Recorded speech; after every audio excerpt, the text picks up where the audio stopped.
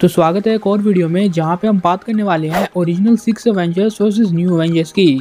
यहां पे सिर्फ मैंने 6 वर्सेस 6 का शोडाउन किया है, मतलब सिर्फ 6 न्यू एवेंजर्स को सिलेक्ट किया है। हालांकि ऐसे बहुत से न्यू एवेंजर्स इंट्रोड्यूस हो चुके हैं जस्ट लाइक मून नाइट, बकी या इसके अलावा और भी, लेकिन यहाँ पे हम सिर्फ और सिर्फ बात करेंगे 6 मेंबर्स की। और ये 6 ऐसे मेंबर्स हैं जो हमारे ओल्ड 6 एवेंजर्स से रिसेंबल करते थे, इसलिए मैंने सिर्फ इन्हीं को ही सिलेक्ट किया। हालांकि जेन फॉस्टर की डेथ हो चुकी है, लेकिन ये थॉर से रिसेंबल करती है। एंड जो एवेंजर्स बचते हैं like miss Marvel versus captain Marvel जैसे कंपैरिजन, तो हो सकता है उसके लिए मैं एक अलग से पार्ट बनाऊं, तो अगर वो चाहिए तो कमेंट कर देना। बाकी फिलहाल आज के इस वीडियो को स्टार्ट करते हैं।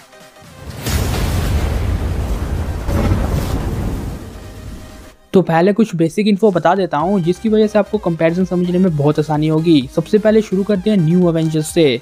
तो यहाँ पे मैं बात करने वाला हूँ Sam Wilson Captain America, war machine, she Hulk, mighty Thor, Kate Bishop and Yelena की।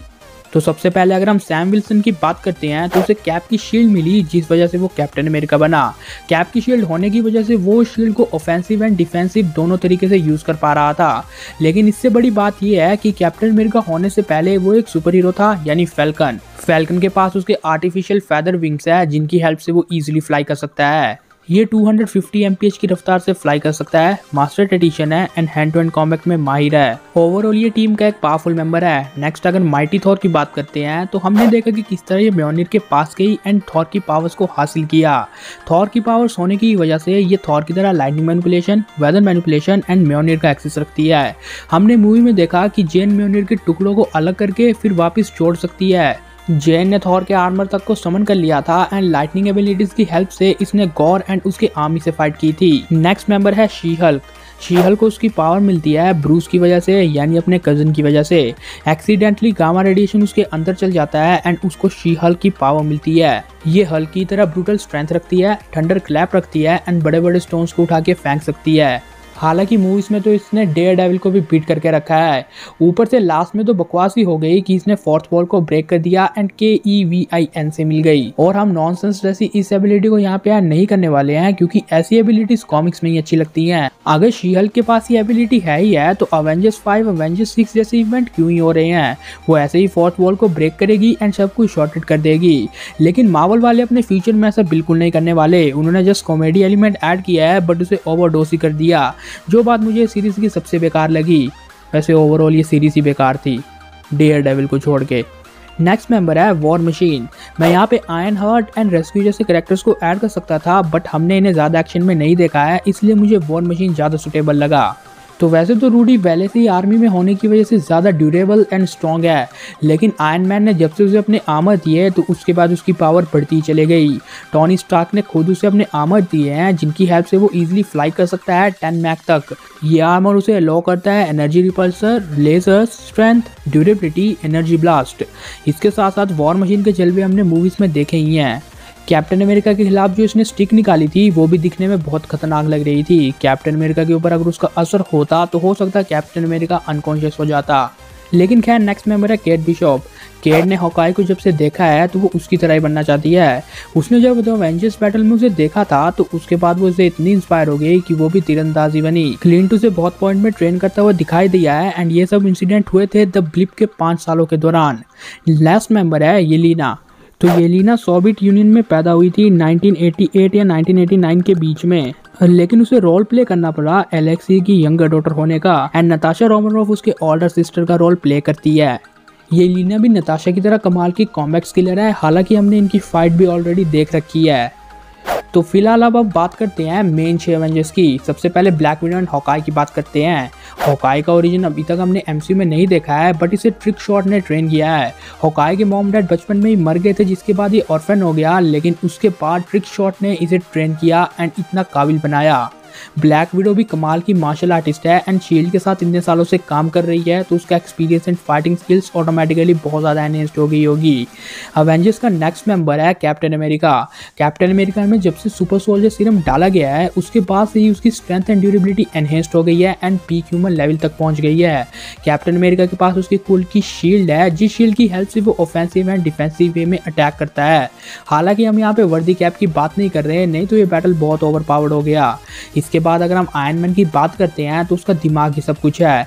आयरन मैन ने ही War Machine, Spiderman, Pepper Potts and बहुत से लोगों के लिए आर्मर्स को क्रिएट किया है।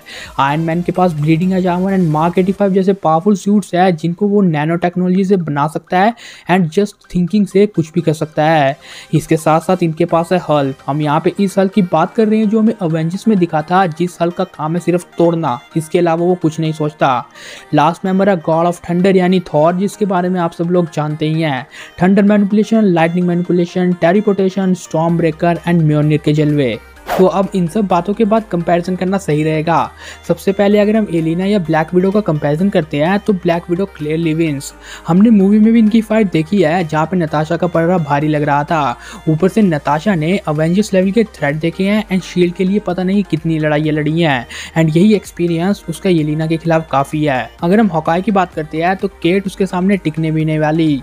हॉकाई के निशाने उसमें बहुत ज़्यादा अच्छे हैं, एंड इवन अगर वो हैंड टू हैंड या क्लॉज कॉम्बैट फाइट में भी आते हैं तो हॉकाई उसमें भी माहिर है। क्लिंट ने भी इतने सालों से शील्ड का साथ दिया है तो उसकी एबिलिटीज ऑटोमेटिकली एनहेंस्ड हो गई हैं।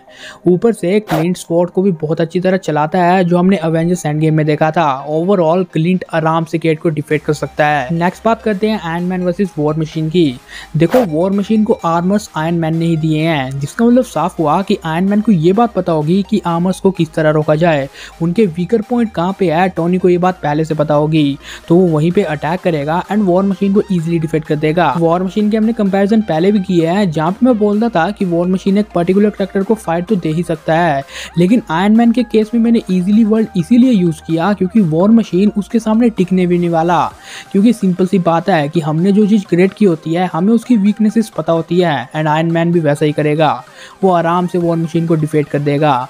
नेक्स्ट अगर हम captain America and Sam Wilson की बात करते हैं तो ये कंपैरिजन थोड़ा टफ हो सकता है, क्योंकि हमने यहाँ पे कैप्टन अमेरिका के साथ म्योनिर नहीं दिया है।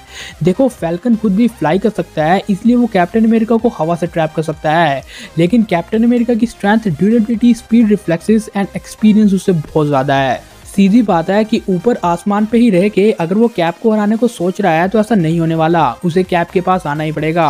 कैप के पास अगर वो आने की गलती करता है तो कैप अपनी शील्ड को उससे बहुत बेहतर चलाना जानता है, जिस वजह से वो उसके ऊपर शील्ड से अटैक कर सकता है। कैप की ड्यूरेबिलिटी भी इतनी तो है कि वो उसके बाकी अटैक से सर्वाइव कर जाए, एंड उसकी शील्ड उसके डिफेंस में काम ही आती है। बाकी कैप की अगर कॉम्बैट स्किल्स की बात करें तो आपने देखा ही है कितनी माहिर है। आयरन मैन का सूट भी एक टाइम पे उसे डिटेक्ट नहीं कर पा रहा था। ऊपर से अगर कैप्टन अमेरिका फैल्कन के ऊपर भी वैसे पंचेस टिका देता है तो फैल्कन के कोई चांस नहीं बनने वाले, यानी कैप्टन अमेरिका इस बैटल को एट द एंड जीत ही जाएगा। अगर हम हल्क एंड शी हल्क की बात करते हैं तो क्लियरली विनर हल्क है।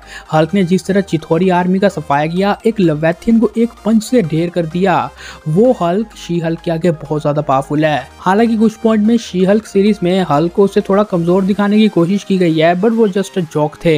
हल्क शी हल्क से बहुत ज्यादा ताकतवर है।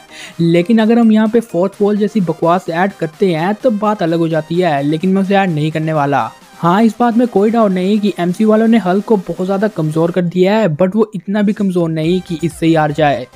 अब हम लास्ट कंपैरिजन करते हैं थॉर वर्सेस माइटी थॉर का। तो आई डोंट थिंक मुझे बताने की ज़रूरत है, रिजल्ट आपके सामने खुद है। थॉर के पास उसका स्टॉर्म ब्रेकर है, जिसकी हेल्प से वो टेलीपोर्टेशन कर सकता है। ऊपर से अगर वो उसके म्योनिर को से अलग करता है तो जेन के पास पावर ही क्या बचेगी। थॉर की lightning manipulation and weather manipulation and उसका एक्सपीरियंस जेन से बहुत ही ज़्यादा है, या मैं कहूँ हज़ारों साल ज़्यादा है। इस बैटल में जेन जो लाइटनिंग यूज़ करेगी थॉर के ऊपर उसका कोई असर नहीं होगा, लेकिन अगर थॉर ने लाइटनिंग यूज़ की तो वो इतनी ओवर पावर्ड होगी कि जेन के ऊपर डेफिनेटली उसका असर होगा, क्योंकि थॉर गॉड ऑफ थंडर है ना कि जेन। तो ओवरऑल रिजल्ट तो हमारे सामने साफ है कि old Avengers is clearly more powerful than new Avengers.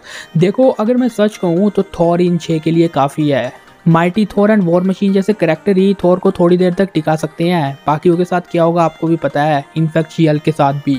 बाकी आज का ये वीडियो तो यहीं तक था, लेकिन मैं आपको फिर से याद दिला दूं कि यहाँ पे मैंने सिर्फ 6 एवेंजर्स को सिलेक्ट किया है, न्यू वाले, जो हमारे पुराने एवेंजर्स के साथ रिसेंबल करते थे। हालांकि अभी भी बहुत से एवेंजर्स बचे हैं, तो अगर आप उनका भी ओल्ड एवेंजर्स के साथ कंपैरिजन देखना चाहते हैं तो मुझे कमेंट में जरूर शेयर करना। बाकी अगर आपको ये वीडियो पसंद आया होगा तो वीडियो को लाइक एंड शेयर जरूर कर देना। चैनल को सब्सक्राइब करके बगल वाले बेल आइकन को जरूर ऑन कर देना। Thanks for watching. है।